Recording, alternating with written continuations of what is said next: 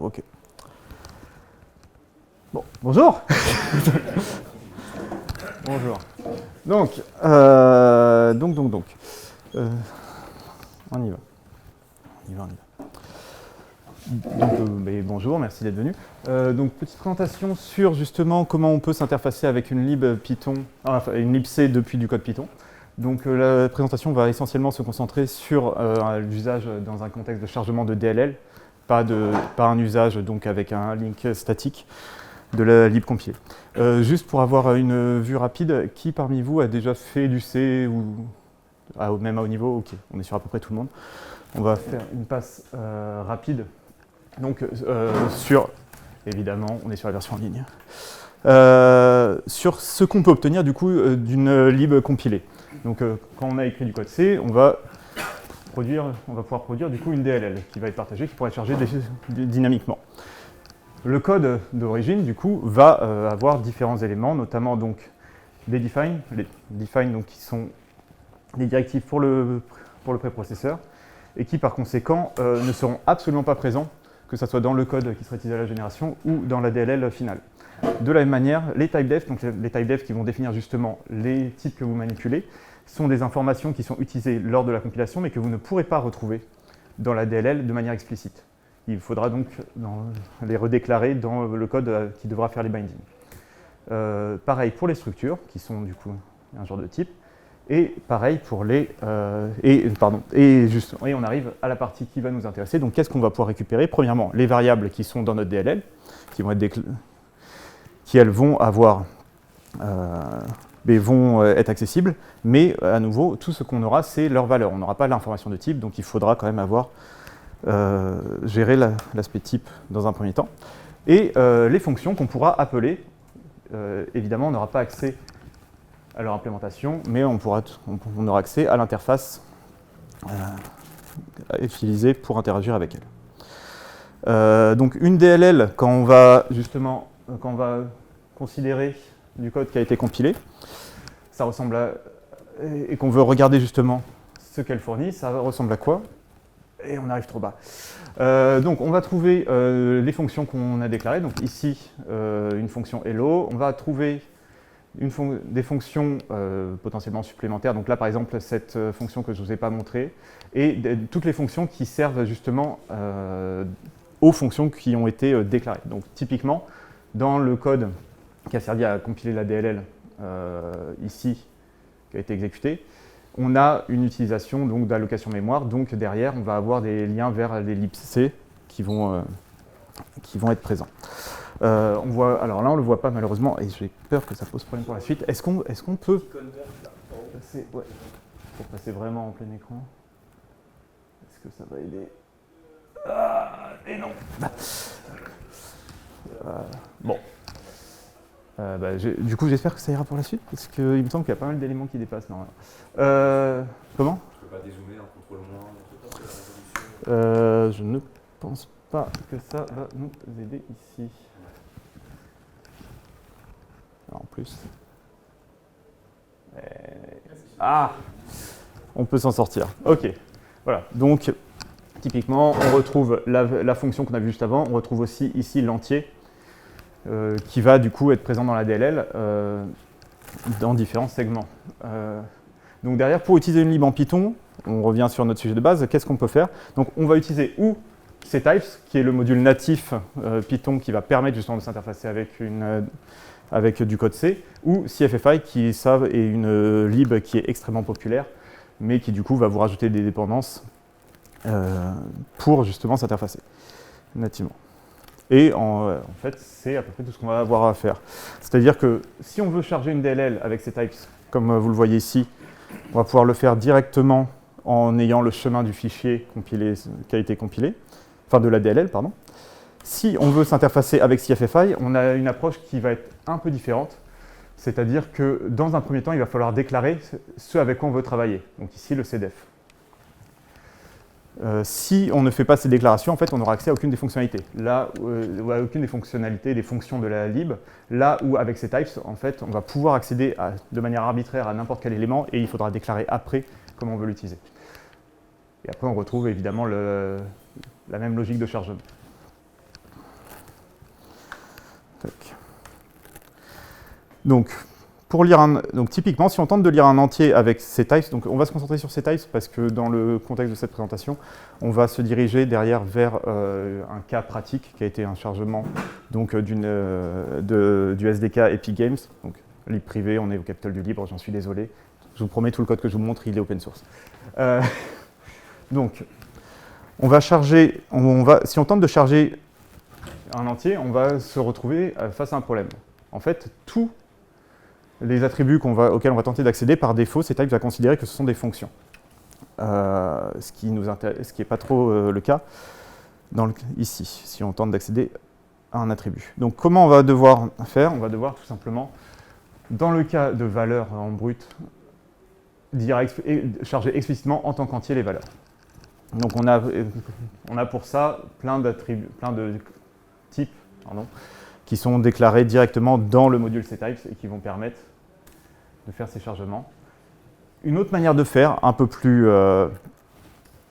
demandante, on va dire, est de s'amuser à caster directement l'attribut version, donc comme un pointeur d'entier. Et dans ce cas-là, ensuite, on pourra indexer le tableau et récupérer la valeur. C'est clairement pas ce que vous voulez faire de manière générale, hein. On va plutôt aller chercher directement, explicitement l'entier. Mais en fait, ça nous donnera exactement ce qu'on a avec CFFI, donc un entier Python natif, on va dire.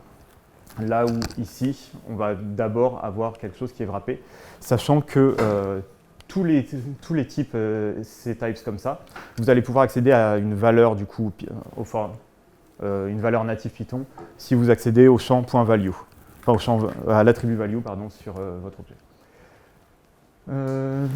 Donc, une fois qu'on a nos attributs, revenons sur les fonctions. Donc on a vu que par défaut, ctypes va tout nous flaguer comme des fonctions. Donc si on a une fonction dans notre lib, très directement, on va pouvoir l'appeler naturellement. Donc que ça soit avec ctypes ou CFFI. Par contre, si on a des paramètres, comment ça se passe d'après vous? Donc si on passe des entiers, on n'aura aucun problème. Là, que ce soit ctypes ou CFFI, tout va bien se passer. Par contre, si on tente d'utiliser des flottants, on va se retrouver face à un problème. Et désolé, on va se retrouver face à un problème qui est que ctypes ne va pas savoir comment mapper le type qu'on lui fournit. Par défaut, ctypes va se débrouiller pour s'il reçoit des entiers, les transférer comme des entiers C à la lib. Cependant, si jamais on essaye d'utiliser d'autres types, il va essayer de faire au mieux, mais généralement, il va échouer. Donc ce qu'on va être contraint de faire, c'est tout simplement lui dire explicitement quel est le type qu'on veut utiliser. Ici, c'est float. On a quand même un petit problème ici. Notre lib est censé du coup multiplier par 2 la valeur qu'elle reçoit. Elle nous renvoie 1 alors qu'on lui a demandé de multiplier par 2 3,5. Je n'ai pas forcément un master en maths, mais a priori, ce n'est pas le bon résultat. Donc ce qui se passe, c'est qu'on a un deuxième problème. Donc si on tente de fournir des paramètres, donc on va pouvoir, notre résultat, de la même manière, en fait, comme les paramètres qui sont en entier, le résultat va pouvoir être spécifié explicitement. Et ça va permettre à ctypes derrière de comprendre correctement ce qui se passe. Donc ici, si on le dit à ctypes, donc en modifiant l'attribut restType sur notre fonction, qu'on s'attend bien à recevoir une valeur flottante, on va enfin pouvoir récupérer la valeur à laquelle on s'attendrait, donc un set. Si on s'intéresse maintenant aux paramètres, donc, et pour avoir un usage qui à la fin ressemblera à ce qu'on a avec CFFI de base, on va pouvoir maintenant utiliser notre fonction de manière naturelle, une fois qu'on aura donc précisé et le type de retour et les paramètres. La raison pour laquelle ça marche avec CFFI, on l'a vu au tout début, c'est bien parce que CFFI nous impose en fait de lui fournir explicitement les déclarations. Tout ce travail qu'on fait avec ctypes, on le fait parce que ctypes nous permet de travailler a posteriori sur la configuration de nos API, là où CFFI exige de nous qu'on lui spécifie a priori, avant même de charger quoi que ce soit. Hop là. Donc maintenant, revenons un peu justement sur les types. Je vous parle beaucoup de types depuis tout à l'heure. Donc, CFFI, je vous ai dit, permet nativement enfin, fournit nativement énormément de définitions de type. De la même manière, donc avec CFF, pardon, je reprends, oui, je suis confus, donc, avec CTypes, vous avez énormément de types qui sont fournis de base. Avec CFFI, vous allez pouvoir y accéder si vous voulez instancier des valeurs, mais en fait, ce que vous allez devoir faire, c'est avec votre FFI, donc votre interface, demander explicitement un type donc où la chaîne de caractères sera parsée et où il vous fournira une valeur. Donc typiquement, là, on a des exemples équivalents avec les deux modules, mais si vous voulez du coup créer un caractère simple, donc avec CTypes, vous utiliserez directement C#, là où avec CFFI, vous devrez lui demander en fait de vous instancier un pointeur vers une instance d'un objet. Vous ne pouvez pas instancier directement une structure sur la pile. Voilà. Et donc vous avez deux écritures possibles, donc ou avec une astérisque, où là ça va être du coup un pointeur vers une instance, ou avec des accolades, et dans ce cas-là, ça sera un pointeur vers une instance, mais deux tableaux. Enfin, ça sera un pointeur vers un tableau, donc vous pourrez donner la taille, ce qui va, mais qui du coup pourra être un peu moins utilisable.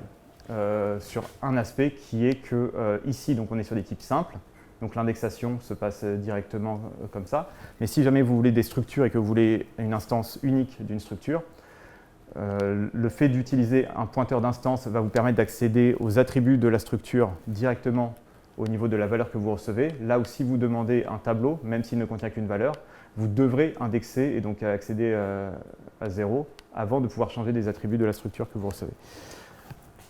On va y revenir un peu après. Donc, de la même manière, donc pour les tableaux, ici vous avez un tableau donc, de 3 entrées, donc de 3 entiers, donc 1, 2, 3, un tableau donc de 2 fois 3 entiers.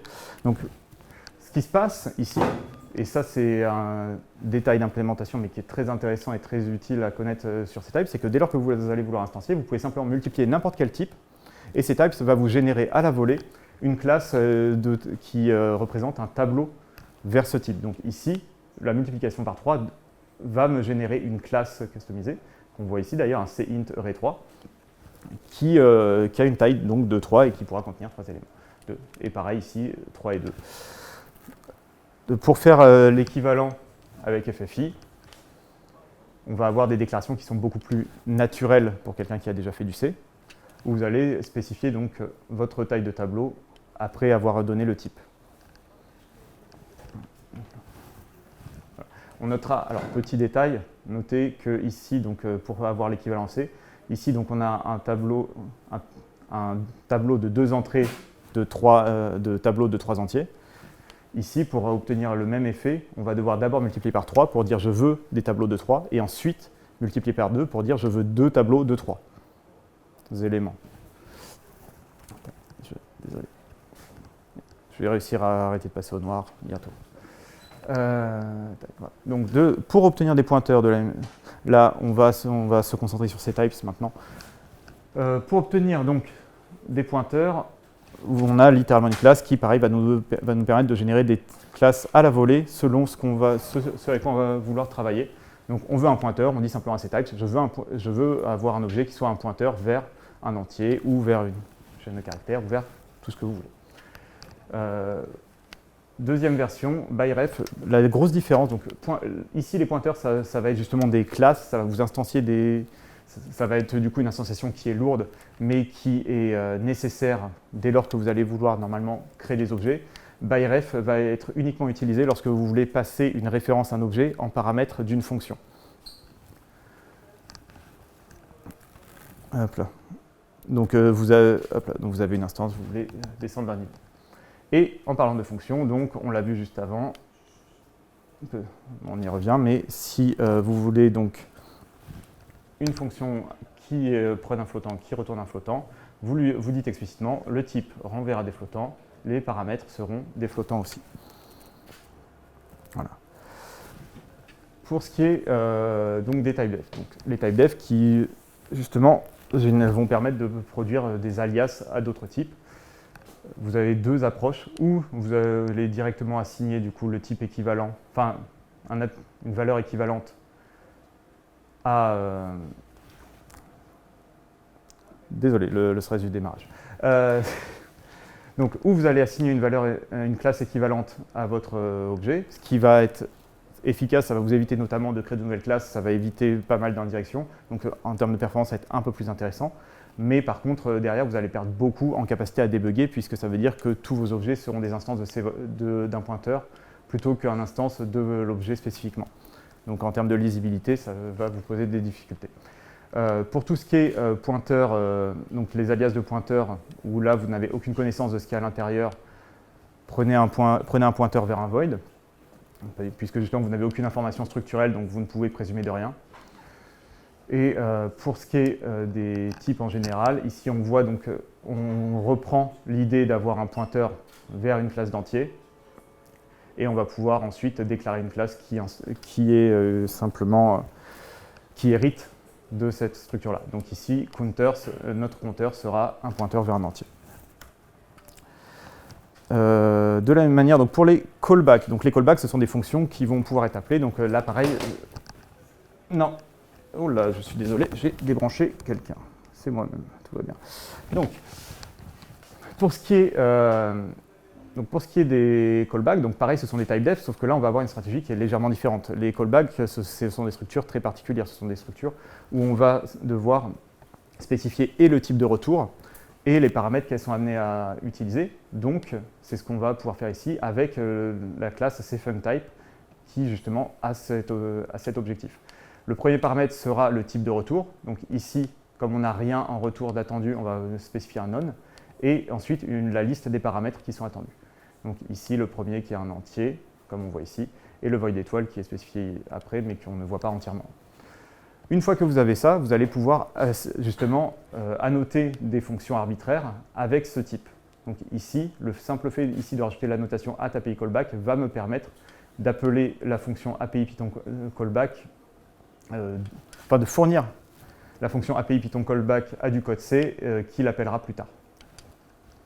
On va y revenir, c'est quelque chose qui est très récurrent dès lors que vous avez justement que vous utilisez des libs qui ont un fonctionnement en mode client-serveur et où du coup vous allez avoir du code qui va devoir faire du polling régulier et s'exécuter de manière plus ou moins asynchrone. Okay. Pour tout ce qui est les structures de données, donc jusque-là on a parlé des types de base, c'est bien, mais dès lors qu'on va travailler sur des éléments plus complexes, on va devoir fournir des structures de données qui sont elles aussi plus avancées. Donc là, de la même manière, ici, on a donc une structure en C.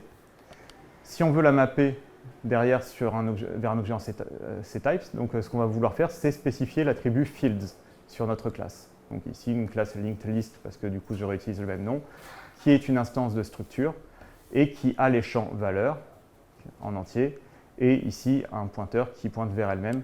C'est la raison pour laquelle d'ailleurs ici l'attribut fields n'est pas dans la classe mais est rajouté après son association initiale, c'est parce que sinon on n'aurait pas pu ici réutiliser linked list, l'attribut n'aurait pas, enfin la variable n'aurait pas encore existé.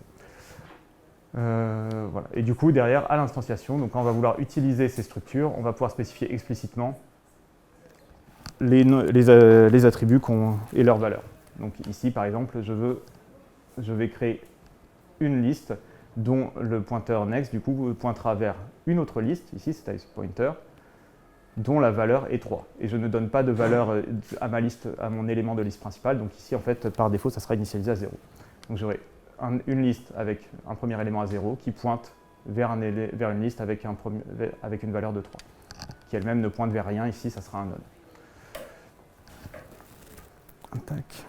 Voilà. Et si vous avez alors, attendez, tac, tac, tac. Et vous avez peut-être remarqué ici donc ce packing. Donc, pack, c'est quoi? C'est un attribut qui va indiquer justement comment la structure est stockée en mémoire.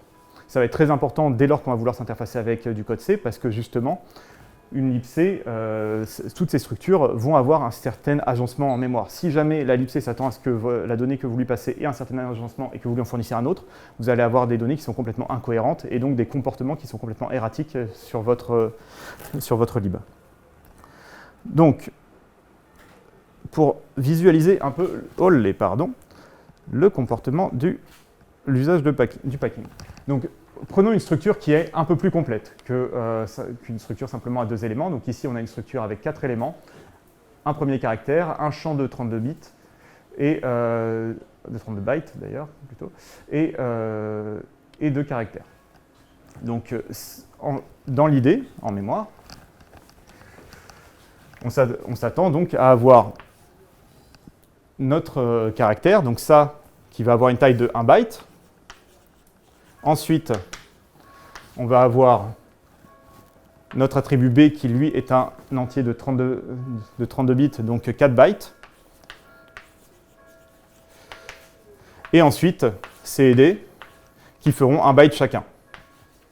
Okay. Donc, au total, au minimum, notre structure fera une taille de 1 plus 4 plus 1 plus 1, qui est égale à 7 bytes. Et la craie n'a pas survécu à cette addition. Donc, ici, si on reprend notre structure, ici, donc, j'ai forcé un packing qui est à 1. D'accord ? Donc, ça veut dire que je vais avoir la structure la plus compressée possible. D'accord ? Donc, a priori, ma structure fera bien les 7 bytes indiqués ici.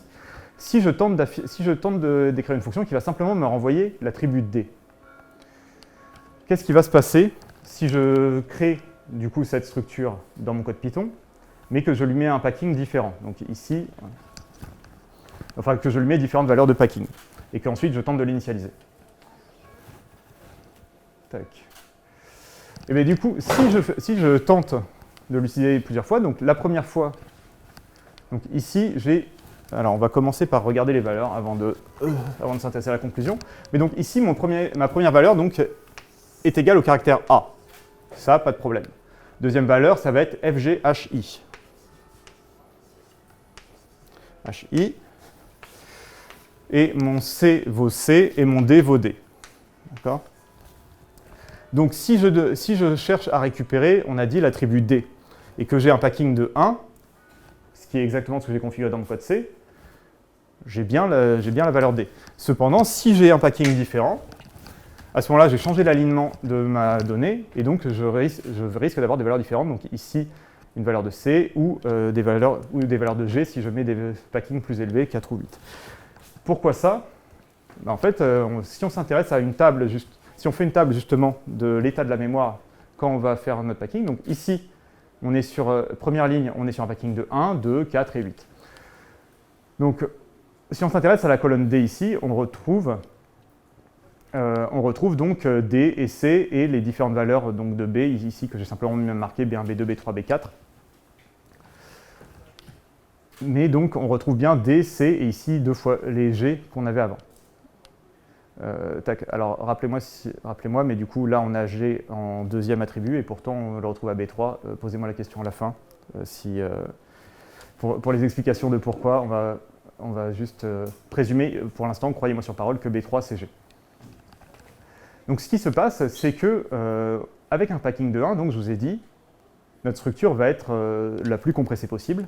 Dès lors qu'on va avoir des packings au-dessus, ce qui se passe, c'est que l'intérêt du packing, normalement, c'est de dire, justement, quand on va tenter de créer des structures, quand on va tenter de créer de la donnée, qu'on veut avoir une donnée qui est la plus compressée possible, toujours, mais il faut que les éléments qu'on met dans les champs tiennent dans l'espace qui est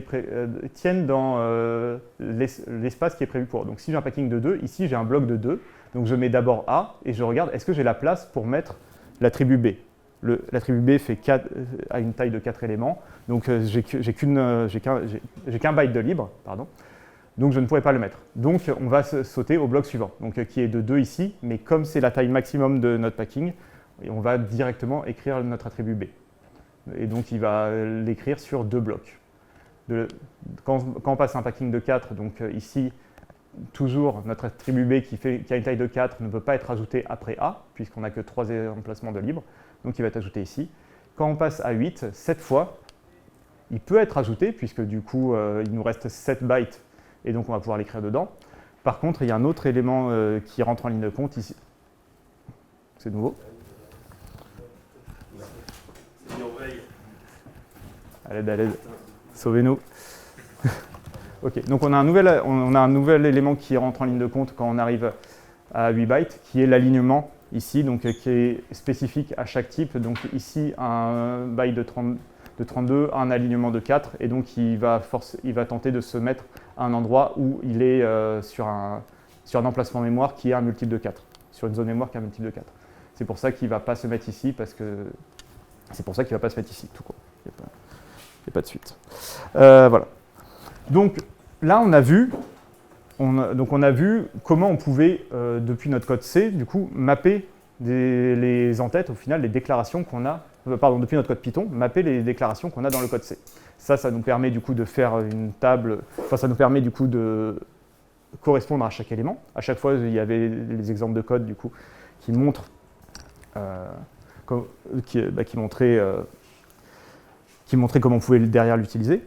Mais il peut nous rester un dernier problème qui est la gestion de la mémoire. Parce que du coup, quand on charge une DLL, on se retrouve avec deux systèmes de gestion de la mémoire. On a le code C, qui lui s'attend à ce que la mémoire soit libérée explicitement, et on a le code Python, qui lui veut gérer de manière autonome la mémoire. Et donc, chacun d'entre eux, ayant une gestion différente, il va falloir faire très attention à ce qu'on est en train de manipuler à un moment T. Si on est en train de manipuler une valeur qui a été instanciée par le code C, il va falloir la libérer explicitement. Si jamais on est en train de manipuler, et donc ça, il faudra utiliser les fonctions de la lib que vous montez.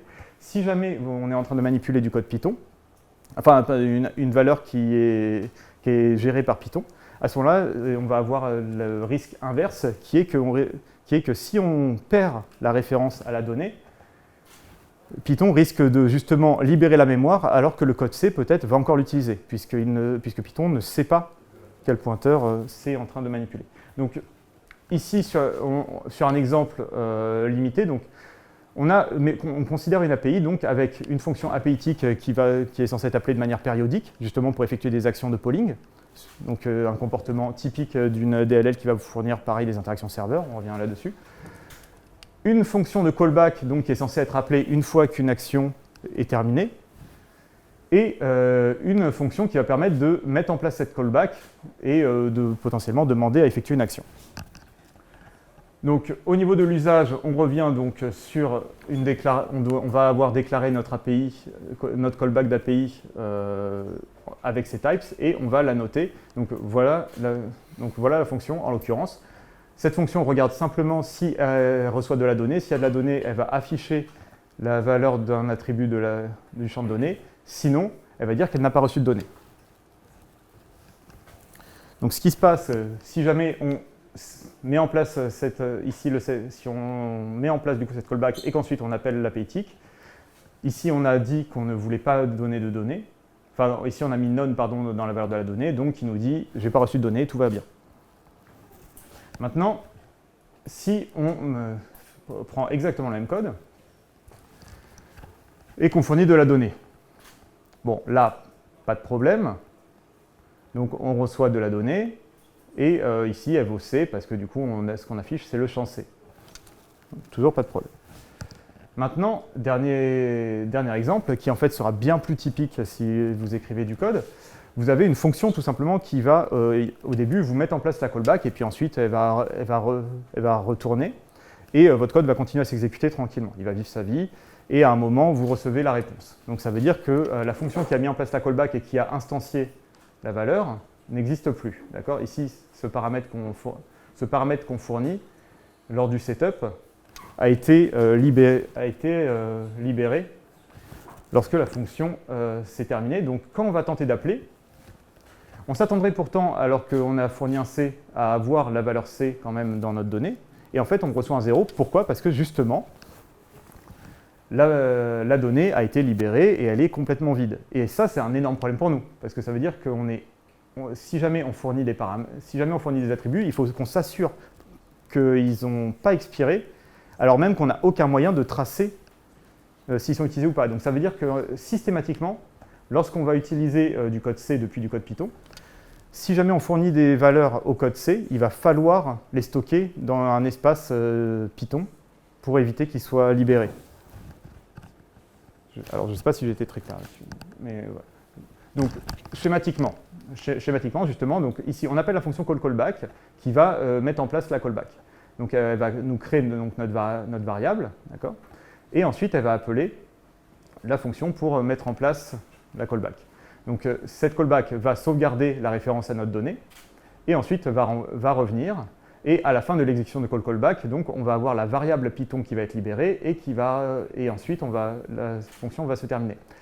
Au moment où la variable Python est libérée, ça ne veut pas dire que la mémoire est libérée. Et ça c'est justement un des problèmes qu'on peut avoir.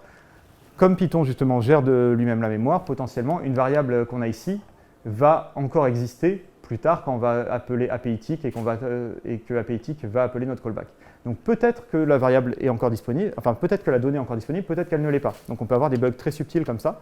Ici, donc la raison pour laquelle on a eu 0 juste avant, c'est parce que ctypes justement a détecté en réalité que c'était une donnée qu'il avait eue. Si jamais il y avait eu une phase de garbage collection dans le code Python, donc qu'il avait collecté toute la mémoire qu'il pense pouvoir utiliser, à ce moment-là, ctypes n'aurait pas pu détecter que la mémoire avait été utilisée au niveau de Python, et du coup on se serait retrouvé ici avec quelque chose qui n'avait pas été nettoyé, parce que du coup ctypes n'aurait pas fait de passe de nettoyage sur cette zone de données avant de nous redonner la main. Et du coup on aurait une valeur qui ici était initialisée, on aurait vu la valeur C, mais par contre qui n'était pas disponible, dans le sens où elle n'était pas allouée. Donc ça veut dire qu'on risque là du coup de faire planter notre programme directement.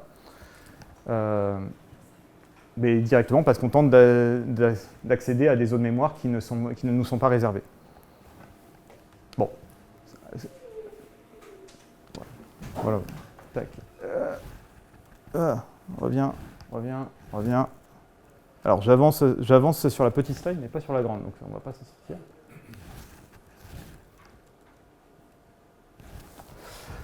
Alors, on va actualiser. Apparemment, ça ne veut pas.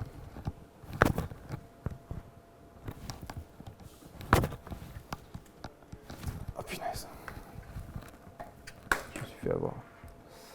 Ok. Bon. Du coup, on a parlé donc du mapping des attributs. On a vu sommairement comment on peut derrière appeler les fonctions. Et on a parlé de la gestion de la mémoire. Donc maintenant, revenons sur le problème de base qu'on avait, qui est, enfin, le problème d'origine justement qui moi m'a amené à m'intéresser au sujet, qui est comment je fais pour mapper une lib entière. Parce que là, on a vu des cas particuliers, c'est rigolo quand on a une dizaine de fonctions, ça l'est beaucoup moins quand on en a plus de 500, évidemment. Voilà. Quand on a 630 fonctions, 685 définitions, 700 structures, on n'a pas envie de maintenir ça à la main. Enfin, peut-être vous. Perso, je ne suis qu'une personne, et ça ne suffit pas. Donc on ne va pas le faire. On ne va pas le maintenir à la main. Donc l'objectif, c'est quand même d'avoir quelque chose qu'on puisse facilement maintenir. Parce que bon, en étant tout seul, le jour où il y a une mise à jour, on n'a pas non plus envie de se retaper toute la doc, même si on fait une fois l'effort. On n'a pas envie de trop galérer à vérifier les modifications. Alors, je n'arrive pas à pointer correctement, mais on n'a pas envie de trop galérer à vérifier les modifications du coup du code.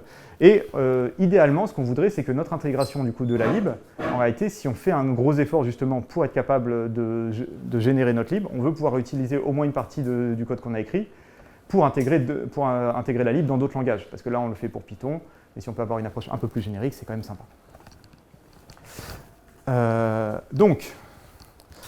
Et en fait, il y a quelque chose qui existe pour ça, qui existe déjà dans l'écosystème justement des libs, c'est l'API Steam. Donc l'API Steam, je pense que la plupart d'entre vous connaissent Steam ou voire l'utilisent. Steam, en fait, dans son SDK, fournit mauvais ordinateur. Donc fournit justement une représentation JSON de leur lib, sur laquelle du coup un développeur va pouvoir se brancher pour faire de la génération de code. Donc l'idée ici, c'est d'arriver globalement, dans un premier temps, au même point que Steam, donc d'avoir cette lib, d'avoir cette représentation au format JSON de la lib Epic Games. Et ensuite, une fois qu'on a cette représentation JSON, eh bien faire exactement le même effort que n'importe qui a déjà intégré la lib Steam, et donc générer notre code. Ça va avoir deux gros intérêts. Premièrement, ça va nous donner un niveau intermédiaire, donc ça va limiter le nombre d'endroits où on peut avoir des bugs. Si on commence à immédiatement mapper le code C en Python et qu'on n'a aucun point intermédiaire, ça veut dire que le jour où on a un problème, il faut s'amuser à vérifier toute la stack. Donc avoir ce point intermédiaire, déjà, nous, ça nous facilite le développement. Deuxièmement, ça va nous permettre de faire des diffs aussi à différents niveaux. On va non seulement pouvoir regarder quand il y a des modifications, est-ce que notre code a changé à la fin, donc ici, mais on va aussi pouvoir regarder justement est-ce que la lib elle-même a changé au niveau de certaines méta-informations. Typiquement, quelque chose qui change beaucoup aujourd'hui dans la lib Epic Games, c'est tout simplement la description des champs.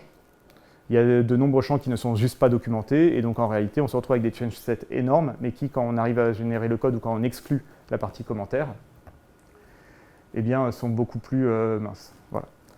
Ou après, si on a des outils spécifiques ou spécialisés pour justement comparer du JSON, on peut analyser ça.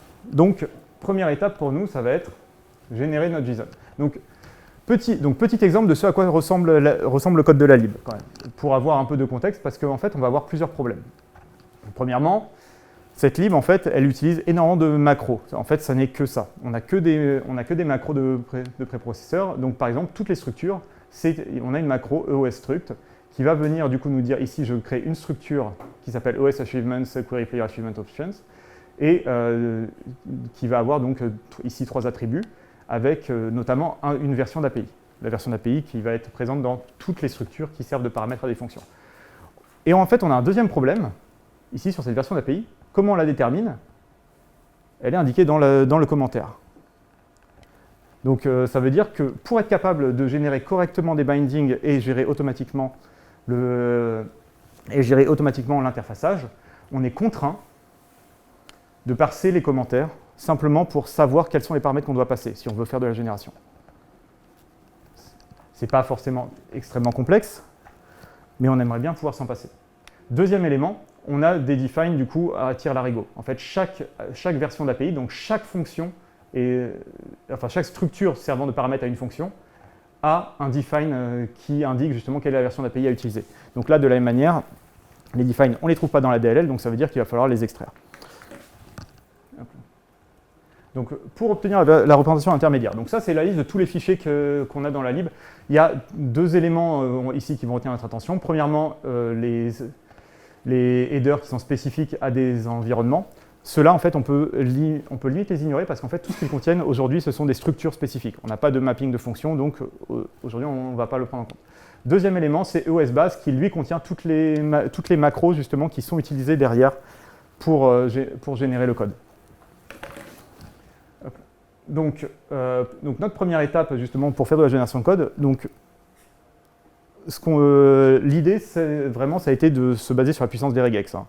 On n'est pas sur un parseur, on n'est pas sur un AST avancé. On fait des regex, ça marche bien parce que, justement, la lib Epic Games est quand même très structurée.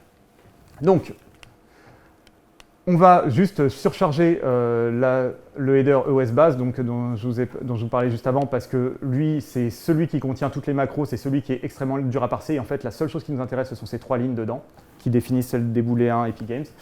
Et après, derrière, on génère juste une liste de fichiers, on regarde quel fichier inclut quel fichier, comme ça on peut les ordonner un peu.